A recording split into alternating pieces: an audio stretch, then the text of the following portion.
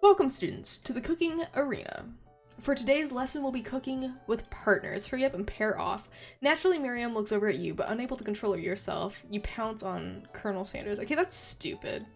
Look at that! You're making her cry! We're making her cry! No, that's not cool. Not cool. Hey, Colonel, would you like to tackle this lesson as a team? A team of two, that is, me and you, if that wasn't clear. Want to be my partner? Sure, Farzine, I'll prepare our station. Without you as a partner, Miriam is left standing all alone. I did not choose this life. Let's be clear. I chose my best friend, initially, in the whole classroom situation. I did not choose this. This is not fair. This is just... no. Left standing alone, two different students quickly take notice. Hello, new partner. Beep, boop, zzz. Oh my, two potential partners. I'm so sorry, gentlemen, but I don't know who to choose. It looks like you'll have to pick for her. Friend duties can be a little awkward, but that's the price you pay for not being alone forever. Who do you want to ask to be Miriam's partner? We want Clank. Sorry, Pop, but I think Miriam will be partnering with Clank today. It's okay. I already ate. It's not entirely clear if Pop has any idea what the point of school even is at this juncture. Clank is clearly excited to have some attention. He heats up and begins to roll back and forth. Warp, warp, warp. Hold on there, fella. We don't even know what the assignment is yet. Technically, Clank might not have a face, but there is something charming and earnest about him. Bzz. Tissue? I hardly know you. Ha ha ha. Funny.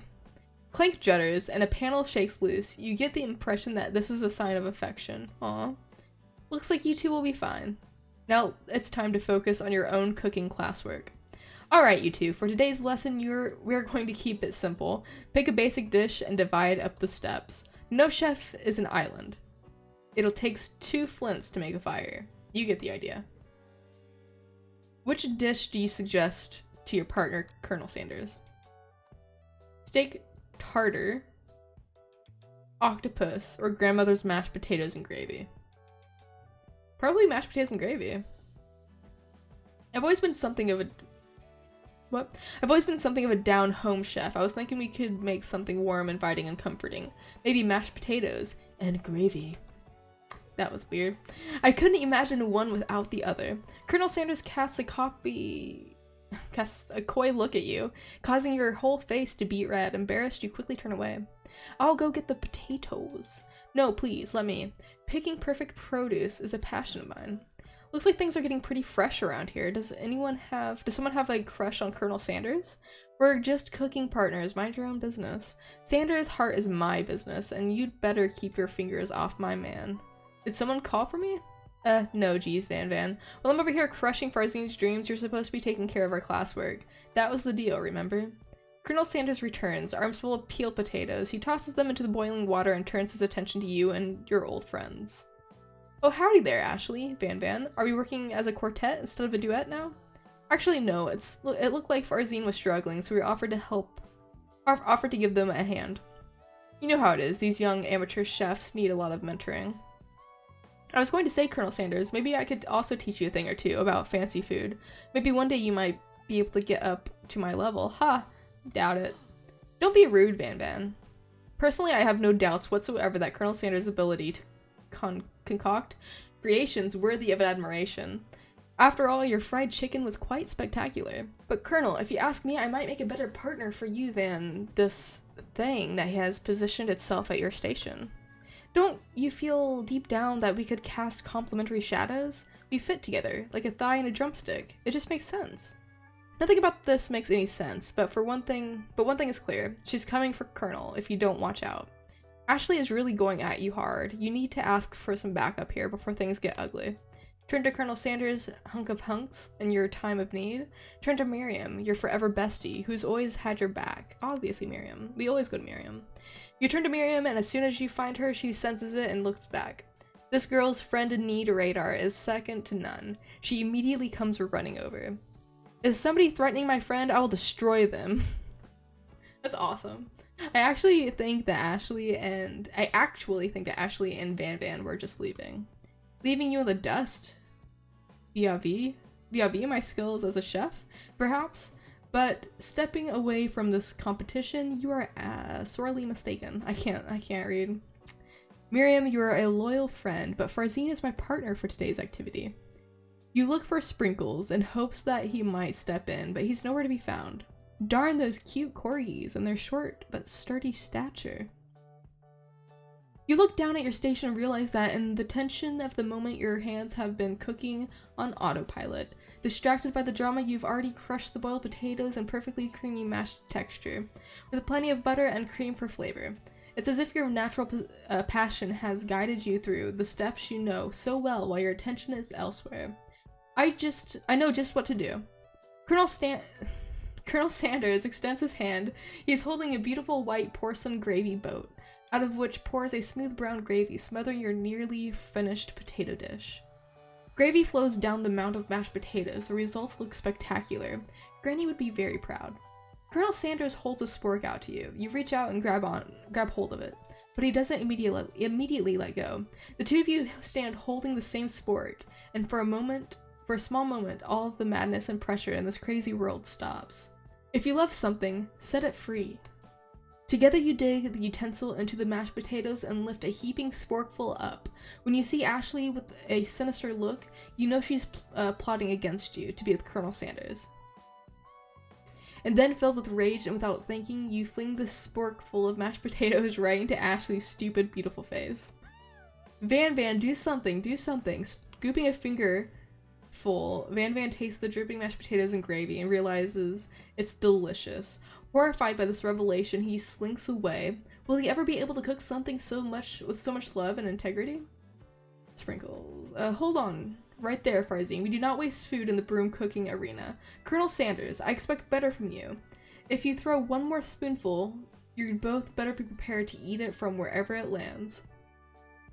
Can I has potatoes face? Van rushes over a covered dish in his hand.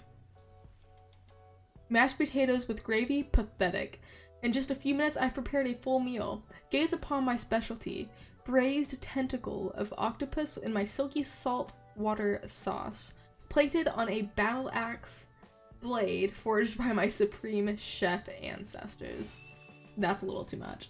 You've ignored me for so long. That ends now. It is I who will have the first bite, and you will all look on with envy, says the no-name student. The interrupting student rushes at Van and swipes a bite of his signature dish right off the plate. No, don't. Something about this dish doesn't strike my nose quite right. I think it's the octopus. I think the octopus was rushed and may have turned in the process. The results could be toxic. Too late. It has been eaten. I think I left something in the oven. I don't feel so good. It killed. Are you serious? What the heck? What's going on? Alright, so far. Our teacher's a dog. We are trying to date Colonel Sanders from KFC. Our bullies just killed a student. Supposedly. I don't know what. There's a robot. Everyone step back. Don't take another bite. When you look back at the plate, the rest of it is gone. You notice the tip of the tentacle being slurped up by Pop's mouth. Pop winces in pain for just a moment and then is almost immediately back to his oblivious self. Oopsie. Tastes like poison. The entire class is gathered to watch Pop's final moments. Shock has frozen the whole crowd. They are motionless as statues. The class bell rings, disrupting the moment and snapping everyone back to reality. It would appear that Pop's enthusiasm for trying new things, despite obvious danger, has inoculated him against poisons of all kinds. I'm not sure the professors here make enough money. Ghost of student. Hello. I just turned into a ghost over here. This is probably my favorite character. Seeing that you're shaken up by all this really annoying student. Seeing that you are shaken up by that really annoying student and all his nonsense, Colonel Sanders approaches you. I'm sorry you had to go through that. Please, let me walk you home. What? Like for real? Oh, come on. You follow Colonel Sanders out of the room. At night, the school building has taken on another vibe entirely. It's dark. and more than a little spooky. I want the ghost to show up. Colonel Sanders stands at the quad neon glow and speaks softly. Those mashed potatoes you made in class today, before you go on, I want you to know, they're not a great representation of my skills. I didn't even realize I was making them. They were amazing. Tasting them, it reminded me of why I became so passionate about food to begin with. Colonel Sanders is getting choked up. Choking is obviously important to him. Cooking is obviously important to him in a way that you find inspiring. Now might be the perfect time to tell him that you're developing feelings for him. Colonel Sanders? Yes, Farzine? There's something I need to tell you. Hold it right there. There's something I need to tell you first. Oh jeez. You see, when I was just a boy, I had a dream that one day I would be the greatest chef in the world has ever seen. And every day, I can't speak. And every day since, I have been working toward that dream? Day and night, never stopping, never resting, also lifting a lot of weights, like so many weights.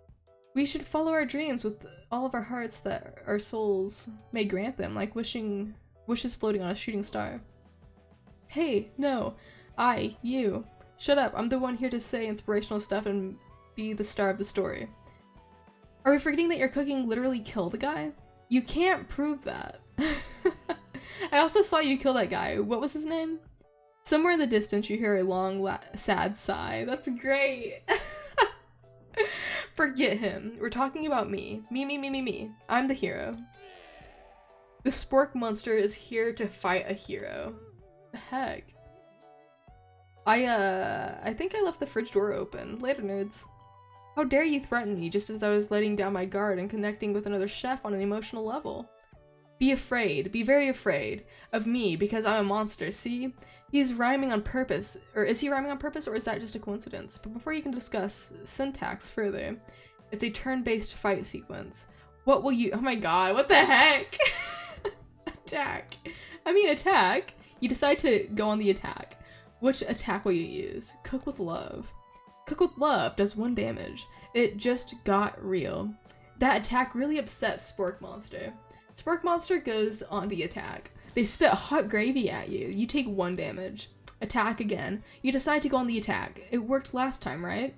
Cook with love. Cook with love does 1 damage. Spork Monster won't forget this. Spork Monster is really feeling threatened by your attack. Spork Monster focuses their mashed mind and draws the energy from Mother Earth itself. They grow larger and more intimidating. How will you respond? Defend. You decide to defend. Which defense will you choose? I don't know what that is. You hold your head between your hands and mutter. This is not happening. This is not happening. Spork Monster is no quitter. Buffed up and ready to rumble, they go on the attack once again. Spork Monster uses the ulti tinsel. You take 2 damage from the attack. If you take much more damage, you're not going to survive the battle. Attack. You decided to go on the attack. Cook with love. Cook with love does 1 damage. Spork Monster is oozing cheese sauce onto the lawn of the quad. I wonder who's going to have to clean that up. Why would you wonder about that? You're fighting a freaking Spork Monster. Us teeth are Sporks too. Feeling vulnerable. Spork Monster prepares for its ultimate attack, Rounded Edge. Vile villain, your reign of terror stops here. Colonel Sanders summons the energy of 1,000 chickens. Of course he does. Pot Pie Power Pinch. Oh my god. Pot Pie Power Pinch does 10 damage. Spork Monster is defeated. You saved me. An injured Spork Monster spews steam into the night. Forget mercy. Finish him. Spare the wretched beast. We spare. You manage to tamp down your disgust at the sight of this gnarly beast, long enough to realize that he is still a living creature with a pure soul who deserves your pity, not your wrath. Be gone, beast, and don't you dare come back for a follow-up encounter tomorrow, but he will. Just wait. I won't forget this, and I certainly won't be back, like you said, but he will. Just wait. I'm sure. I guarantee he will be back. I guarantee it. The Spork Monster scuttles off into the night. The defeated monster left behind a special item. It appears at first to be a cookbook, but upon closer inspection it is so much more. It's a book of magic spells, with a golden chicken on the cover. You open up the cover to find a library card tucked inside. The last name to have signed it out is Borko. Is it the dog? Like, Bark? Orca, that sounds strangely familiar. Your blood is pumping as you stand in the quiet of the night, holding the mysterious book in your hands. Or it could be the ghost dude. As you come down from your battle buzz, you realize that your final attack has left you completely depleted. The world around you begins to fade away. Without any energy to keep your eyes open, darkness overtakes you. The image of Colonel Sanders flashes before your eyes as you fall asleep. That's creepy. He must have helped you get home. With your tired state, you don't know if you could have made it without him. What a guy. You want to thank him, but you don't have the strength to utter a single word. You feel your covers being pulled up over you as you are tucked in tightly. Good night, my Colonel. So stupid. In your dream, you're together with Colonel Sanders. For some reason, Sprinkles is also there, instructing your love. Dreams are weird. Cool. Oh, chicken. Ghost. Ghost kid. You awake on day 2 and attempt to process the wild visions you had. Were they memories or premonitions? You lie in bed and stare at the ceiling, thinking about the secret you discovered while tasting Colonel Sanders' cooking yesterday. You can't believe he really used. And then there was that secret ingredient that Colonel Sanders went ahead and told you outright. Not much of a secret, huh? It's probably just because he already trusts you so much. Sure, that makes sense. We'll go with that. Is there a way to save? You meet up with your bestie in front of the school. I don't know if there's a way to save. Alright, so I think we're gonna call it quits for now.